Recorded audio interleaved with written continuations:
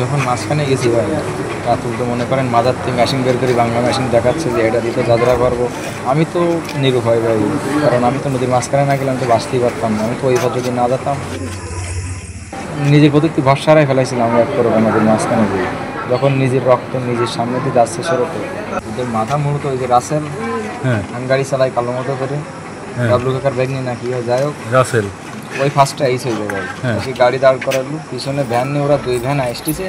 আলমগীর ভাই আমার ফোন দিয়ে বলতেছে যদি তোরা ওই জায়গায় সিলিবিলি থাকে তাহলে সরিয়ে যা, সিলিবিলি যাচ্ছে কিন্তু ইয়াতে চাইনিজ ক্রল দা রামদা, আর তো কোনো এর বাইরে কোনো কিছু না। রিভাল বলছিল তাই? ছিল, মাজাই গোজা ছিল। ওটা যখন আমি নদীর মাঝখানে গেছি, যখন প্রথম কোপ দিয়েছে আমার যে রটঠট দিয়ে বাড়ানোর পরে, যখন আমি নদীর মাঝখানে গেছি তখন এই রাতুলই আমার ওষুধের দেখা ছিল ওরা অনেকে, রাতুল ছিল, 26 ছিল, নাজমুল, রাজ্জাক ছিল, রাতুল, রাজ্জাক আর হচ্ছে এই যে রাসেল, 3 হচ্ছে এদের মাথা হচ্ছে এই কতজন ছিল আনুমানিক? 20 জন প্লাস, 20 প্লাস 20 প্লাস। রামদা আর চাইনিজ ক্রল, এই 2টা ছাড়া কোনো কিছু না। প্রথম হিট করেছে কেটা? এইটা রাতুল, রাতুল।